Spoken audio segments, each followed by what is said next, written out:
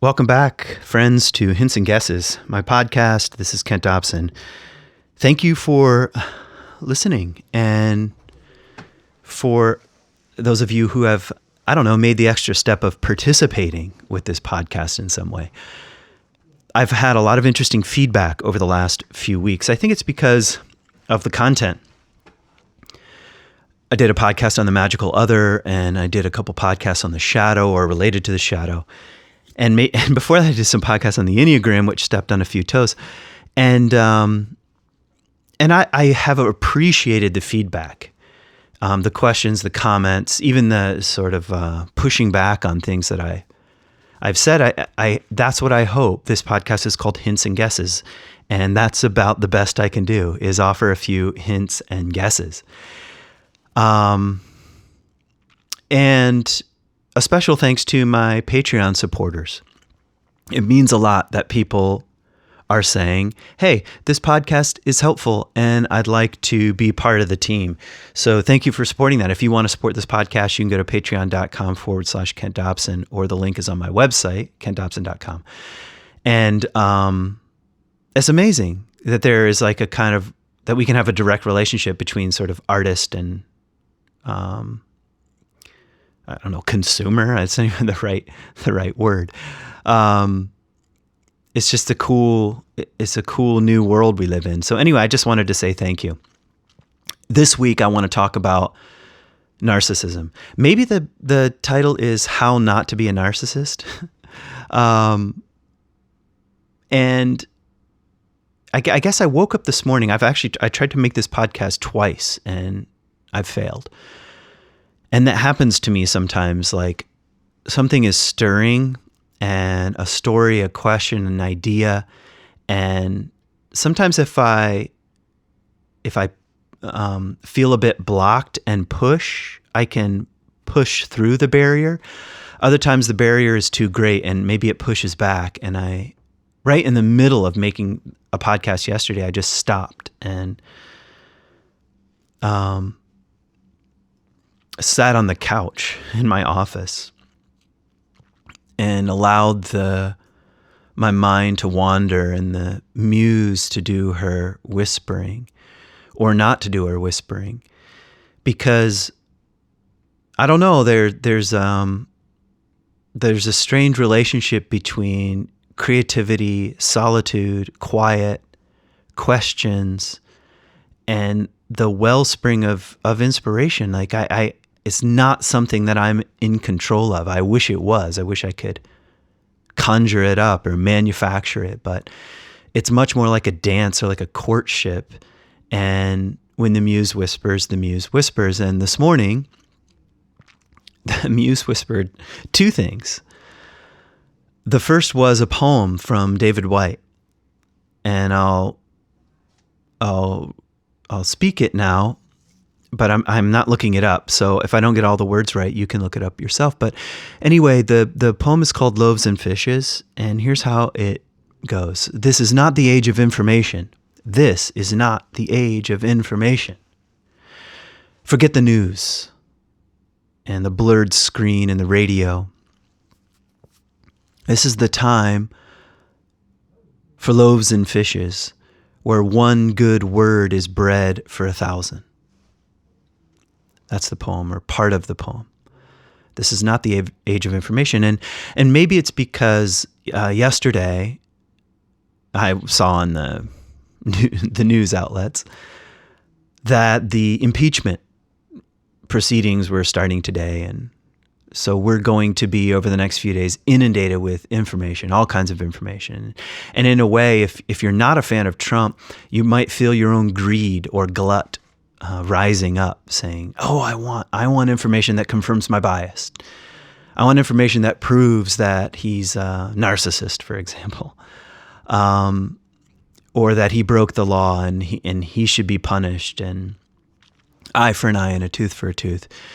And that kind of zeal that comes up, I think, out of a deep anxiety that the world is not as it should be, and actually much more of the globe and the climate feels out of our control. And like I don't know if you saw that one of 1 million other papers and studies that have come out. Something like 11,000 scientists got together and said this is a climate crisis. So what do you do with that? I mean, you don't just say, well, I guess I'm going to work.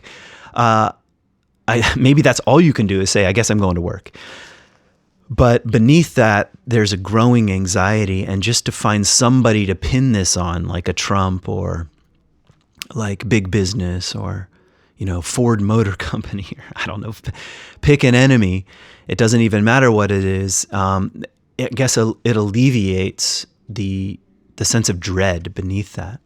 And so I find David Whyte's poem to be quite challenging. This is not the age of information. This is not the age of information. And part of me wants to say, yes, it is. In fact, that's all it is. It's a flood of unlimited information. And I've been thinking a lot about my phone and the kind of mixed feelings I have about using it. And one of the things that's obvious is that it decides, it's like almost as it's like an autonomous, independent entity. It decides what's important for me to know. I mean, that's a strange reality. And every day it's changing and refreshing and updating, and it's saying, this is important, this is important, this is important. I used to mock the ticker at the bottom of CNN or Fox News because it's like urgent, urgent, urgent, but it's deciding what's urgent.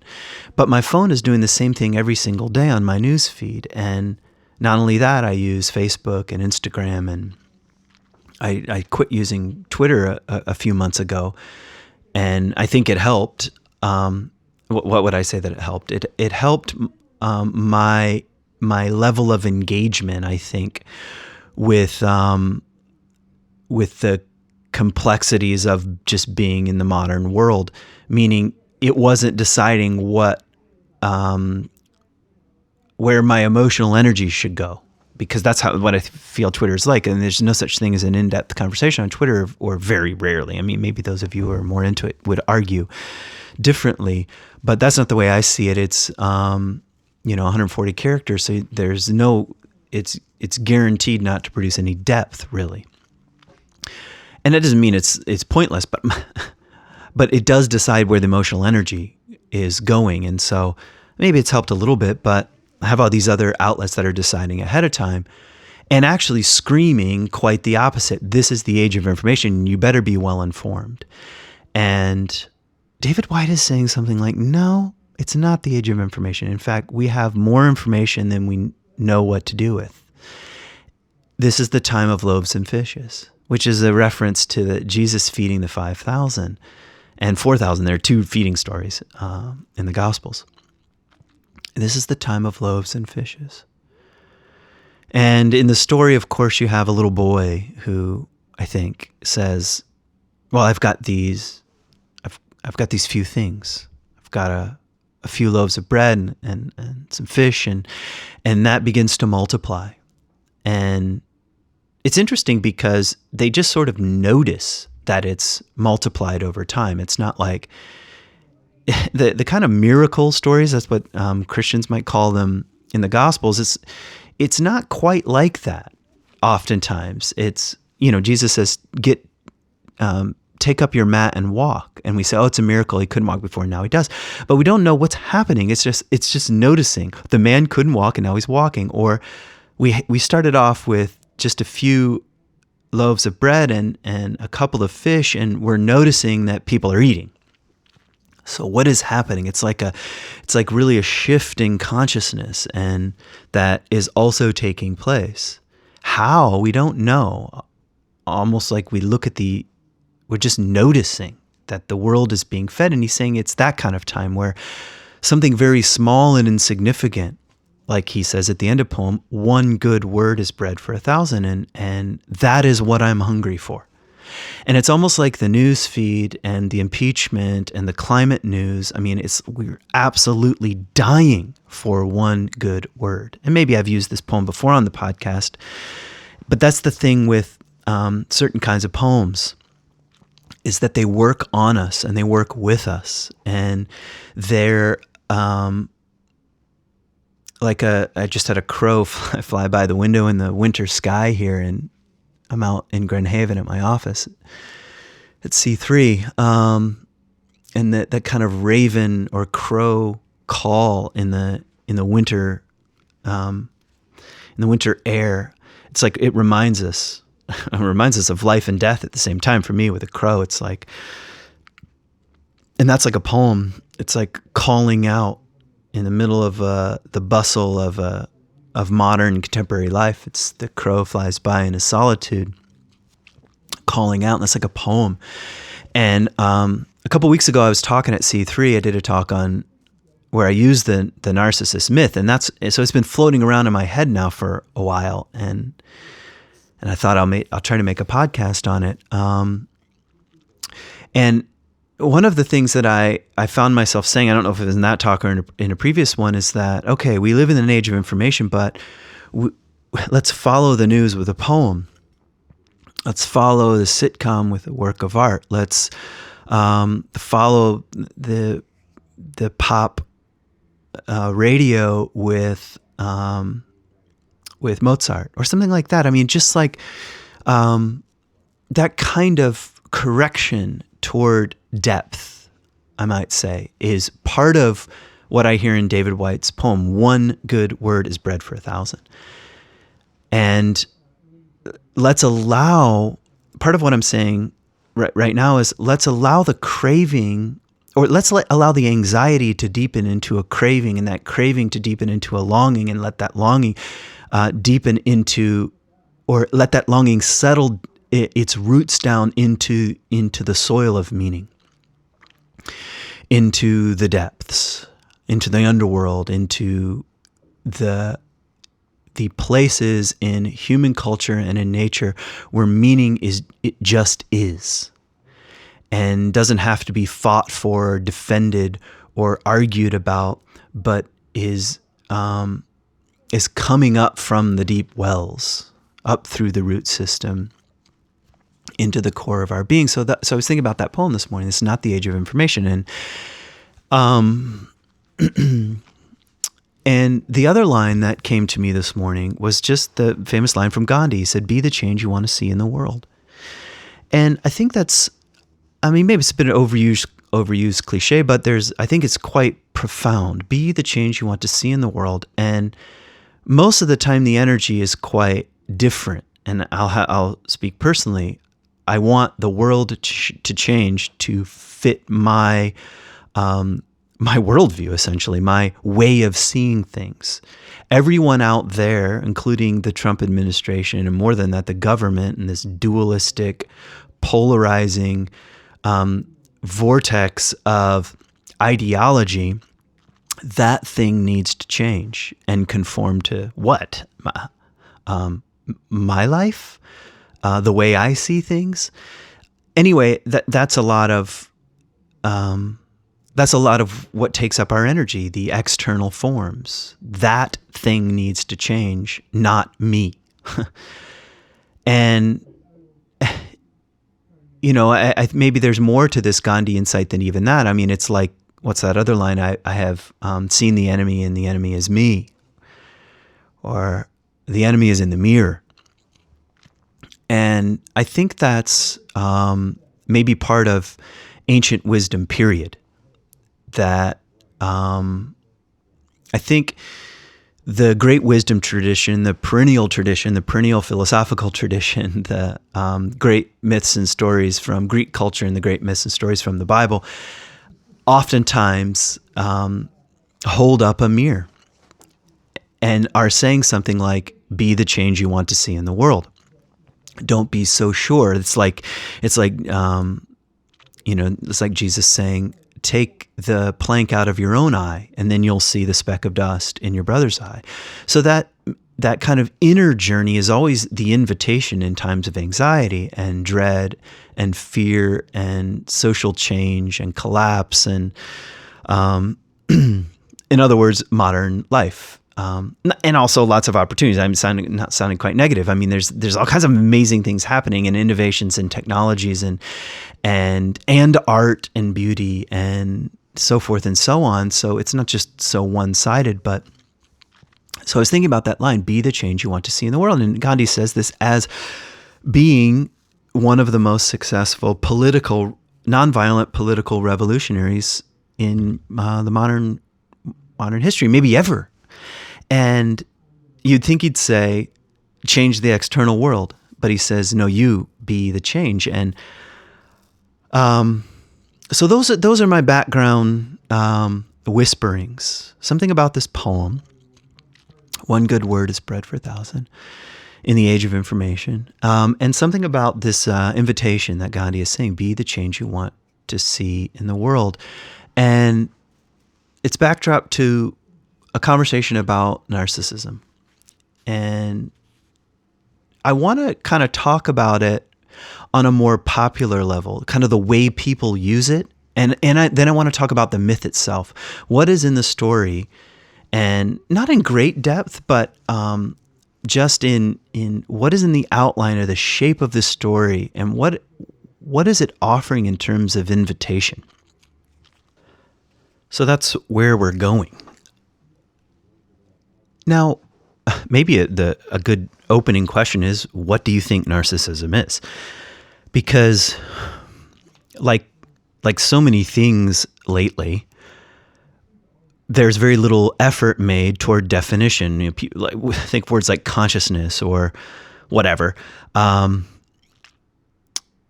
Narcissism is one of those words that's getting thrown around a lot. I remember a couple of years ago, a friend of mine had looked up the definition of narcissism and looked up all of the sort of, indications that one might be a narcissist, and had decided that his father was a narcissist, and that he had gotten his brothers on board, and they had all, agreed that he's a narcissist, which is, this is like armchair psychology, being a clinician kind of on the side using Wikipedia. And we're all prone to that. I've done the same thing, so I'm not like acting so superior. But it gets used in the kind of parental dynamics. It also is being used with spousal relationships. So I'm of the age where a lot of my friends are getting divorced, and this word comes up a lot. One of the things I realized is that so-and-so is a narcissist. And, how do you know that? And what do you mean by that? And, what's happening? I mean, we could have a whole conversation about the desire to label. That's kind of why I made a podcast on the Enneagram, was that when we're in the business of labeling, we're really not seeing the other as other. Even if it's true that your spouse or your parent or your boss displays some signs of narcissism. And maybe it's not so important to really drill down to a clinical definition right now. You can look that up on your own. We're just talking about, in the popular sense, what's a narcissist? Somebody who is living a relatively self-contained world, and a kind of fantasy world. They are their own ego fantasy, their own ego projection, or their own persona. Persona means mask, of course, is impenetrable and allows in no other outside input, but is a kind of self-contained world. I'm actually just kind of riffing on my own kind of definition, how I think about it. And we would say a narcissist tends to lack empathy, tends to be unable to break out of the self-contained fantasy world that they're living in.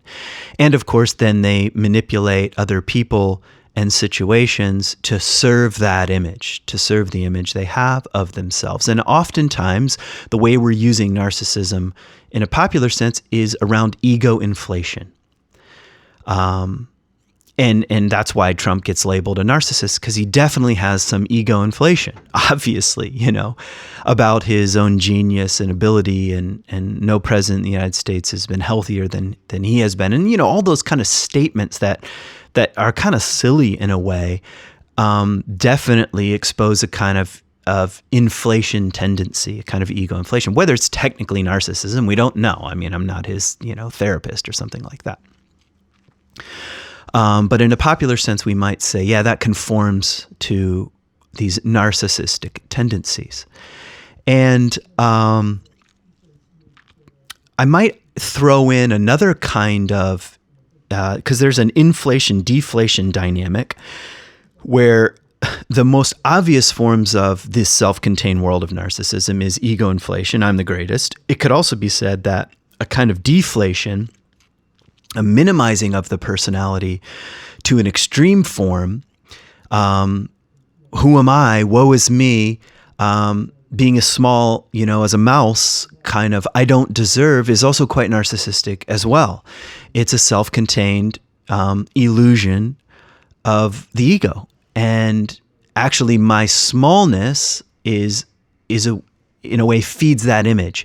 And people, I use people to manipulate and feed that woe is me, almost victim kind of mentality. It's a kind of narcissism too. I'm throwing that in just because I think it is important to say narcissism, loosely speaking, culturally speaking, doesn't just look like ego inflation. It looks like a kind of self-worship, and a self-worship of a certain image that one has that seems pretty solid and impenetrable. And you're pretty sure in a way, you know who you are, and I was made this way, and so forth and so on. Anyway, that's kind of the way I think people are using it in a popular sense. And I think we could just add that Freud is the one that, he wasn't the first person to use the word narcissism, by the way, but he did have a paper or a book that is all about his definition and extension of narcissism, coming from the myth of Narcissus. And here's where I'd like to dive into the myth just a little bit, the story of the myth. So what Freud was interested in was the single image of Narcissus as a young man staring into a pool, a pristine pool of water, and seeing back his own reflection, but not knowing, this is what's so interesting, not knowing it's his own reflection, and falling in love. So I think that's an important direction that then psychology took more broadly around the definition of narcissism. It's self-love. It's falling in love with an image of yourself. That's where I think the myth is so powerful in that single image. But Freud didn't talk about the whole myth, and I'm not going to talk about the entire thing right now, but I think it contains a few elements that are definitely worth pointing out, because back to my title of the podcast, How Not to Be a Narcissist, what I'm saying is that we all have a narcissistic pull, a tendency, an aim. And certain things in life can correct that or disrupt that or break that. And certain things in life can build that up and create buffers around it so that nothing shatters this kind of image. I think it's important to say, if you want less narcissism in the world, be the change you want to see in the world. You have to deal with your own. And maybe there's one more thing I would point out before I tell you a little bit more about the myth. And this comes from Ken Wilber. If I haven't said it on this podcast, I'm sure I have, because I can't help. I repeat myself from time to time, and I've definitely said it at C3. I love this image from Ken Wilber. He says, the modern era, especially modern Western culture, which is not exclusively American, but Western culture in general, is stuck in a cul-de-sac, which is a lovely image in and of itself. It's that suburban image, the cookie cutter house image, where again, other people have decided what is popular and beautiful and efficient and contains a kind of social hierarchy of identity and meaning. The bigger the cookie cutter cul-de-sac, the more influential you are, the closer you are to the god of our era, which is fame. So fame and maybe economic or material possession. So he says, we live in a cul-de-sac, and in the cul-de-sac is narcissism and nihilism. And first, a brief word on nihilism, meaning nil, nothing, meaninglessness. And I don't know, well, I should just speak personally. I am regularly in whatever corner of the cul-de-sac, I know it's round, cul-de-sac, is the nihilistic one. I find myself there a lot. I can easily go down the rabbit hole of nihilism, especially when it comes to climate news. And I've done a lot of reading around climate science and articles, and I have to be honest, Facebook reposts and posts and reposts that confirm my bias, but often lead me to a pretty nihilistic place. Not only is there no point, I'm not sure that there's any meaning in the universe. We are random particles bumping into one another, and consciousness is a kind of curse. That's a pretty dark place to go, but it's in the water. That's why Ken Wilber's saying the cul-de-sac is nihilistic. And on the other, maybe side of this round object, the cul-de-sac, is narcissism. Widespread, affirmed cultural narcissism. I did it my way, my feed, the iPod, the iPhone. Very little conversation even around, cultural sacrifice, community concern, community service. Like old-fashioned words in a narcissistic culture are really, really in the backseat. And it's much more about my way and my rights, and is very dualistic. And actually in a very narcissistic kind of culture, anything that does not conform to my way is the enemy and is the problem, and should be sent away or punished or killed or marginalized or demonized, or if it's religious sense, tormented by God for all eternity. And maybe just a brief word on religion. Even the idea of personal salvation has a kind of narcissistic side to it. And that was much of the world that I grew up in. Do you know for sure that if you were to die right now, you would go to heaven? And I prayed a prayer and I accepted Jesus as my personal savior. This was all language that was part of my childhood and part of the Baptist world that I grew up in. And of course, I'm not totally against it. You can read my book, Bitten by a Camel. I have mixed feelings, like we all do, about the world that we grew up in. It fed me well, and also was a goad that kicked me out of the nest, I guess. But in any case, my main point was, it's pretty narcissistic. It's personal salvation. We used to say, if you were the only person on earth, Jesus would still need to die for your sins. God, what a narcissistic world. Like, what a, talk about a high view of yourself. I mean, give me a break. But it's not just them, the Baptists. It's everybody. It's a much more narcissistic, nihilistic world. And maybe one more word on nihilism. It's a kind of narcissism as well. I know, and I've decided there's no meaning in the universe. Oh, really? You've done the math.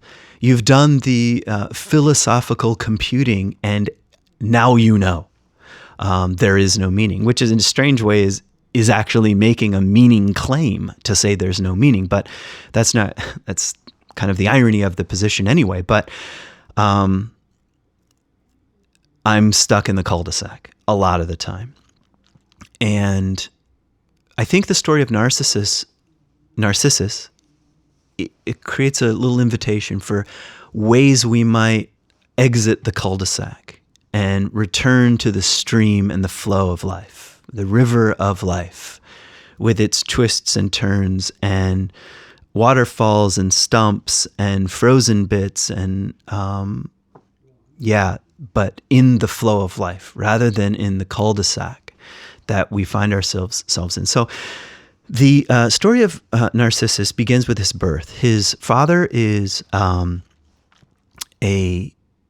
water god, I believe, and his mother is a nymph. So he has watery origins, which probably relates to a little bit to the image that he falls in love with at the end, which is the surface of the water. So it's kind of, there's some parental dynamics perhaps going on there. So anyway, he's born, and what it says right away of him is that he's very beautiful. And as he comes of age, he is a pretty prideful person. And where am I getting this, by the way, if you want to know? This is from Ovid. There are several versions of this story. The oldest, most intact one is from Ovid. Ovid was a poet during the time of Caesar Augustus, same time Jesus was born. So I think there's something interesting going on there in the kind of Eastern-Western dynamic that Christianity and really this Jewish sect of Christianity emerged up out of. It's the East and the West are meeting here. Judaism is a bit more of an Eastern-oriented religion in its roots, and Greek philosophy is Western, mostly. But anyway, so the emerged up out of this time was the story of Narcissus. And anyway, as he comes of age, he's a pretty prideful person. And it says many youths, boys and girls, would fall in love with him or wanted to be near him, but he basically didn't have the time of day, brushed them aside, and went about his business, and actually, Ovid says, was unaffected by the presence of other people. And a prophecy is given at the beginning of his life, and the prophecy is something like, will he live to an old age and live a long life? And it says something like, if he does not come to know himself. The phrase is something like that, if he does not come to know himself. It's very cryptic, as all sort of prophetic pronouncements are. You're not sure how to read them, and that's part of the point. It creates a kind of metaphoric and symbolic landscape to one's life. And so it's sort of a question, will he come to know himself, and what part of himself? And it sort of sets the stage. And anyway, as the story progresses, at the age of 16, he's out doing 16-year-old boy things in the Greek world, and he's hunting, and he's out with hunting partners and so forth. And one particular nymph named Echo falls in love with Narcissus and begins to follow him around at a distance, not making herself known, but following him, and really burning with passion for his beauty and maybe his confidence and this image, and something's arising within her, but Echo is also under a kind of curse in a way, and has yet to find her voice. Her true voice isn't unable to speak, and she can only repeat back what she hears. Hence her name, Echo. And anyway, one day Narcissus is separated from his hunting partner, so he's alone, and he cries out, "Is anybody here?" And he hears back from the woods the word "here." And it begins this really lovely and kind of sad dance between Narcissus and Echo, where Narcissus keeps repeating different phrases, and she repeats back. Sometimes just the final word, sometimes a whole line. And they go back and forth, and her burning with passion and love for Narcissus, and Narcissus just hearing back an echo of his own words. And finally, she has the courage to come out of hiding. And she does, and goes to reach her arms around Narcissus as if this, the dance of romantic fantasy here was reciprocal for Echo. It's not, she realizes. And Narcissus says, "Away from me, you will never have me. You'll never get in," is basically his response. And he completely cuts her off. And she's torn to shreds on the heart level and wanders around in caves and is heartbroken, and eventually ends up drying up, turning to bone, and that bone turns into stone. And you can still hear her in the canyons, like shouting out your own name, Kent, and hearing back from the stone canyon walls, Kent. That's the remnants of Echo in this natural phenomenon. And anyway, Narcissus after this, lays down by a pool, pristine pool, in some tucked away corner in the forest to rest and to quench his thirst. And as he bends down to quench his thirst, he sees his own reflection, but he doesn't know it. That's the important part. That's what Freud was pointing out. And also that's in the story. He doesn't know it's him. And he begins to fall in love with his eyes and his hair and his beauty and his form and his cheeks. And he tries to bend down and kiss his own reflection only to have it dissipate, reaches out with his hands only to have it dissipate. And this, the same kind of burning passion that Echo had for Narcissus, he has for himself, but it's just in the image of himself. And eventually, in complete frustration, he begins to fall into despair and beat his chest and is saying things like, "I would rather die than be separated from this being that is my true love, and I want to die at one spirit with this being," not knowing, of course, it's his own reflection, and that kind of. And he begins to waste away, just like Echo, until eventually he withers, and the nymphs and other beings of the forest, and maybe even Echo, I don't know, I can't remember the exact details, eventually comes near the pool only to find he's been turned into a flower. And most likely the flower is the daffodil with the white petals, one of the first flowers of spring in the yellow center, the Narcissus flower. And maybe, and of course the natural world then serves as a reminder. Every single spring, this beauty that comes up out of the darkness of the winter is so fleeting, and it returns back to the ground almost just within a week or so of it emerging from the forest floor. I love the idea that myths and stories are in conversation with the natural world. I mean, it's just amazing, the human imagination around storytelling, because meaning is already built into the natural order of things, but just playing with stories and myths and symbols and flowers and canyon walls and trying to tell stories that provoke and help us grow up. So let's kind of riff on the story a bit. What's this story is about? It's about being an adolescent. And adolescence is the age where we don't know who we are, and we're trying to find out who we are.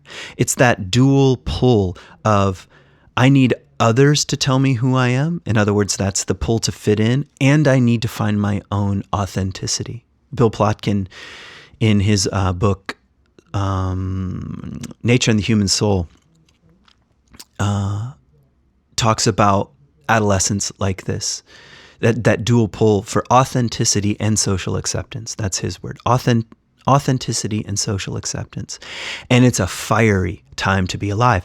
And it's the time of life when we are most likely to be trying on personas and masks and personalities and clothing. Like when I switched from, I don't know, dressing like a soccer player to wearing grunge clothing and I was trying to think of thermal underwear and shorts. That was like a thing for a while, thermal underwear, shorts, and a flannel, an unbuttoned flannel. And, that was my 16-year-old self. Who is that person? I still wear flannel, by the way. That was my authentic self.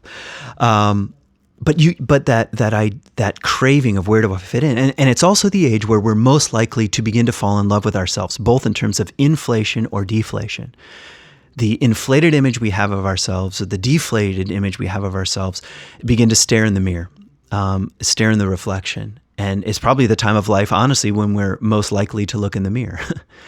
And I actually noticed, I'm going to sound like super holy, and I don't mean it this way, but in college, I had this idea that for one semester, I was not going to look in the mirror. And it was actually really challenging getting out of the shower. And you wouldn't believe how many mirrors are just like around in public spaces. It was a stupid experiment, and it didn't go so well. But I was trying to shed I think maybe what was happening, I was trying to shed this idea that that my own reflection is the thing that I needed to focus on. I guess that is part of being that age. Who am I?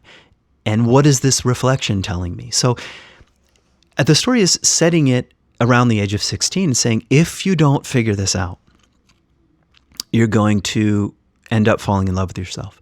And maybe actually the same could be said of Echo, because this is a feminine, masculine kind of yin and yang sort of story. So you can separate the characters and say, these are two separate characters. One is feminine, one is masculine. That's one way of saying it. You got a 16-year-old boy in love with himself, and you have Echo, who's yet to find her voice and can only echo back what she hears. And if she doesn't find her voice, she's going to wither away. That's part of the story, and that's what ends up happening. Same with Narcissist. You could also look at the story of being two sides of the human psyche, the masculine and the feminine side, the animus and the anima. And what's happening is, let's take Narcissus as a 16-year-old boy. If he does not come in contact with his own inner feminine, with his anima, we might say in Jungian terms, but with the sacred side of the feminine, allowing the other within and perhaps the other without to penetrate his worldview, then he's going to be only one-sided. And that one-sidedness is going to end in kind of self-inflated love, but that self-inflated love is really around a certain persona or mask or image or reflection, and he's going to wither away and die. He won't grow. He won't live a long life. He won't become a wise person. He'll die in his own ignorance. So getting in contact with your feminine side, we might say, or if you want to reverse it, getting in contact with the masculine side is part of adolescence. But it's tricky business, and it's not guaranteed. And it's the time of life maybe where we're most invested in our external images. And the thing about this reality is that in a narcissistic world, or in the cul-de-sac of narcissism and nihilism, is that our elders are not very present, or they're hidden in the shadows right now. We don't have stories like the Narcissus story saying, you have got to grow up, otherwise you're going to die. We actually have extended adolescence and called it adulthood. We've called it maturity. And material possession and fame and self-image have become the gods that we are worshiping. And in other words, we've allowed Narcissus' 16-year-old self to be the pinnacle of maturity in our culture. So we don't have very many corrective images or measures coming in to kneecap this tendency.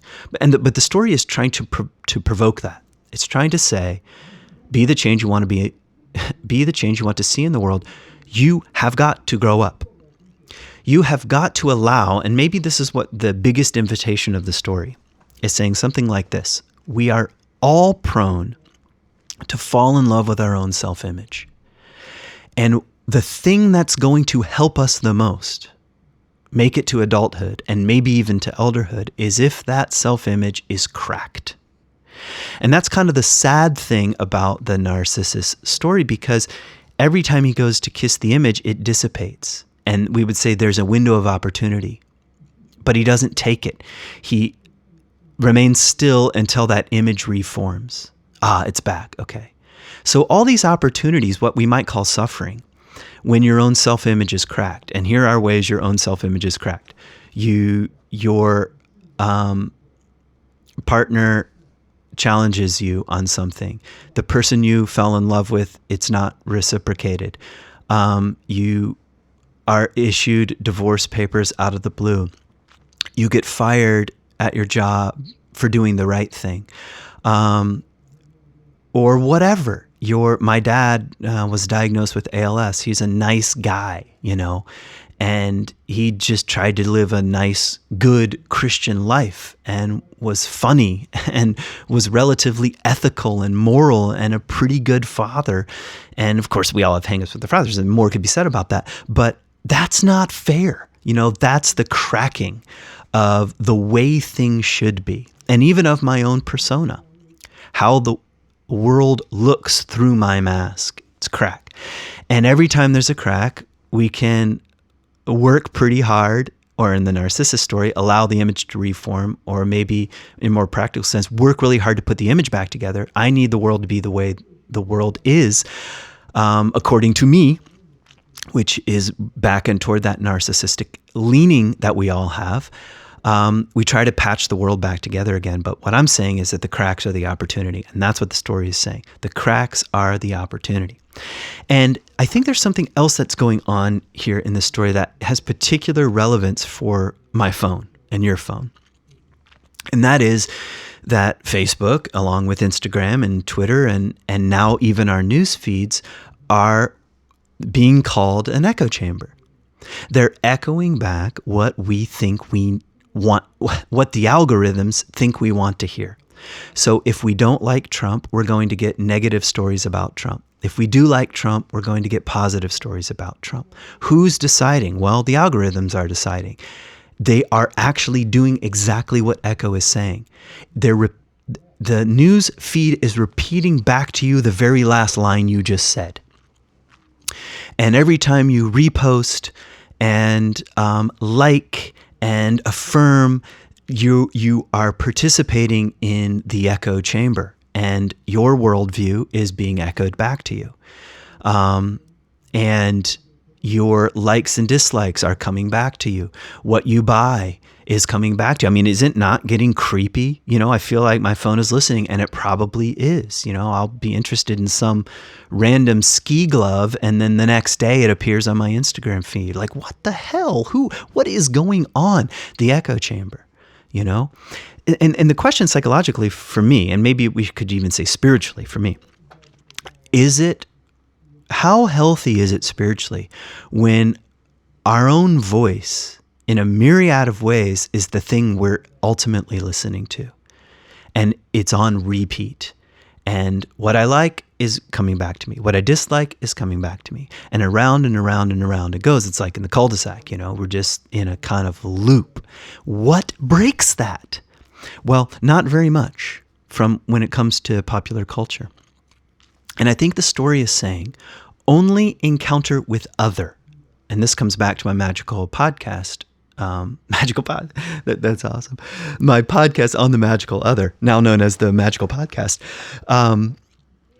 Only radical contact with the other as other breaks the spell of the magical fantasy. And the same could be said with our own tendency toward narcissism. Only radical contact with the other as other breaks the narcissistic gaze. We are prone to fall in love with the image we have of ourselves. What breaks it? Any kind of real radical contact with the other as other. That could be your spouse. That could be your child. That could be a tree in the forest. That could be an encounter with a flyby crow in your window. That could be the moon last night, and I think it was a full moon last night, and the night before. It was just the way it lit up the snow lit forest where I happen to live, where my house happens to sit. This kind of like a sudden flash of the world as radical other breaks the narcissistic gaze and kneecaps our tendency to fall in love with ourselves and our worldview and our way of being. And the question is something like, what if we lived with that kind of humility? What if you didn't allow your phone to decide what's worth your time and your emotional energy and what you're interested in or not? You didn't hand that over to the echo chamber, I guess, to hear your own voice just again and again and again until you're sick to death of it. What does it look like to move about in the world with greater openness to the radicalness of any other? And I think the same could be said about your inner landscape, which is why I wanted to make a podcast on the Enneagram. So much of contemporary spirituality is about categorizing and limiting who we think we are. That's the negative side, the downside. I am a 4. I am an ENFP. I am a whatever, so forth and so on. which oftentimes serves to prop up the persona, not always. In fact, that's probably one of the good things about the Enneagram. Good Enneagram teachers will tell you, if this does not embarrass you, it's probably not true, which is another way of saying when you're really beginning to encounter the underworld of who you are, it's embarrassing. So more of that, we might say. But my main point is continuing to allow yourself to be a mystery to yourself is the path. To look in the mirror and say something like, I don't know who this person is. And to examine your fantasies and your shortcomings and the complexity of your decisions and your motivations. I mean, the Enneagram, in fact, is often about motivations, but motivations are very mixed. And when you begin to peer into that complexity, wow, I'm a mystery even to myself, breaks the narcissistic gaze. And that is a kind of radical internal encounter. And dreams are often that for me. This is one of the reasons why a lot of the work that I've been submitting myself to and also engaged in has been around dreams, because dreams do not play by those rules. Dreams do not play by the narcissistic persona. In fact, you have a dream ego that is not even in control inside the dreams. And you have your waking ego, which can't decide at all ahead of time, here are the 5 things I'd like to dream about tonight. In fact, every time you go to sleep and enter into the dream state, you are wandering around in terrain that breaks the narcissistic gaze. So working with dreams and allowing dreams to work on you and to engage with the characters and scenarios and imagery and emotional landscape. And I don't want to go into tremendous detail about how dreams work, or how dreams work on us, but they do break the narcissistic gaze. I thought I knew who I was. And even in my dreams, I thought I knew what was going to happen. And I've decided this, and this are the very things that are often frustrated in an actual dream scenario. So it's almost like the psyche is cooperating with us to break the narcissistic gaze. So maybe what I'm saying, I'll try to land the plane here, is that we need more and more radical encounters with other. The natural world, other human beings, the forest, the natural world, any kind of radical means rooted encounter with the other as other breaks the narcissistic gaze. And I think we have some responsibility to, if you want to grow up spiritually, I suppose you don't have to take responsibility, but if you want to grow up spiritually, to fight the tide of narcissism and nihilism in our culture. And that's not an easy thing. And to fight the pull of ideological entrenchment and fight the pull of categorizing and labeling everybody and everything and identifying with those categories and labels with everybody and everything, and to open ourselves up to radical encounter of the other as other, which I don't know, to do that is to be the change that we wish to see in the world. I mean, if more people were moving about with a kind of humility and openness to the other as other, to radical encounter with the other as other, to really see, and then thus creates a world of compassion, empathy, sight, vision. It's life-giving, it's life-oriented, it's nurturing and more holistic, and all the things that all of us really crave for, I think I'd say. So I feel like